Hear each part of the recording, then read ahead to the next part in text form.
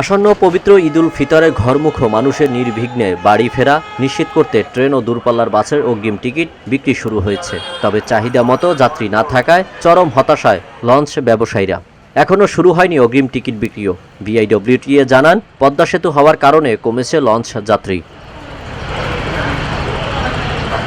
গত মঙ্গলবার ৩ মার্চ থেকে শুরু হয় ট্রেন ও বাসের অগ্রিম টিকিট বিক্রি। ঈদ যাত্রায় বাস কাউন্টারে টিকিট কাটতে যাত্রীদের ভিড়।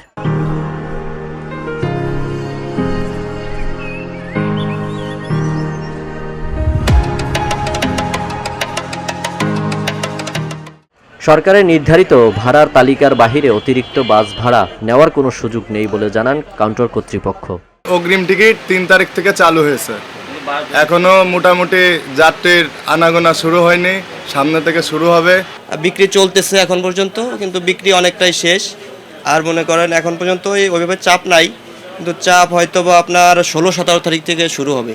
এদিকে লঞ্চের অগ্রিম টিকিট বিক্রির বিষয়ে এখনও কোনো সিদ্ধান্ত হয়নি। নৌপথে চাহিদা মতো যাত্রী না থাকায় হতাশায় দিন কাটছে লঞ্চ ব্যবসায়ীদের।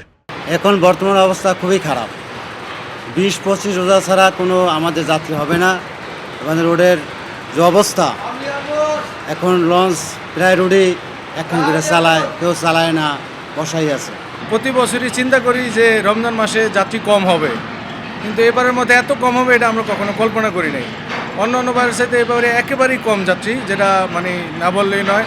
ঢাকা নৌবন্দরের যুগ্ম পরিচালক মোবারক হোসেন বলেন, ঈদ যাত্রায় লঞ্চে বাড়তি ভাড়া আদায়ের কোনো সুযোগ নেই। অভিযোগ পেলে নেওয়া হবে কঠোর ব্যবস্থা। বাড়তি ভাড়া নেওয়ার কোনো সুযোগ নেই, কারণ এখানে মানুষের একটা ভুল ধারণা যে আমরা অনেক সময় শুনি যে বাড়তি ভাড়া নেবে। বাড়তি ভাড়া নেয় না, যারা সবসময় যাতায়াত করে তারা বুঝে যে হ্যাঁ বাড়তি ভাড়া নেয় না, কারণ প্রত্যেকটা লঞ্চে ভাড়া সরকারি অনুমোদিত ভাড়া চার্ট দেওয়া আছে। সুমুখ্যভাবে আপনি লঞ্চে ঢুকতেই দেখবেন যে ভাড়ার একটা চার্ট দেওয়া আছে, এবং এটা বাধ্যতামূলক দিতেই হবে। নয়তো আমরা মোবাইল কোডের মাধ্যমে অনেক জরিমানা করে 100% আমরা কনফার্ম করছি যে ভাড়ার চার্ট দেওয়া আছে। এখন যে জিনিসটা হয়েছে যে এই অফ টাইমে যাত্রী কম হওয়াতে প্রতিযোগিতামূলকভাবে মালিকরা ভাড়া কম নেয়, মানে সরকারি রেটের চেয়ে ভাড়া কম নেয়, কিন্তু ঈদের সময় এই ভাড়াটা তারা সরকারি রেট অনুযায়ী নেন, তার চেয়েও কম নেয়। এই জন্য বলে কিছু পার্থক্য হয় যে ভাড়া বেশি নেয়, আসলে ভাড়া বেশি না, কোনো সুযোগ নেই। যাত্রীদের ব্যাগ ও জিনিসপত্রে হয়রানি এবং ঘাটে চাঁদাবাজি এসব বন্ধে নৌবন্দরগুলোতে নেওয়া হচ্ছে যুগোপযোগী পদক্ষেপ বলেও জানান তিনি। আল আমিন তাওহিদ, ভিওডি বাংলা, ঢাকা।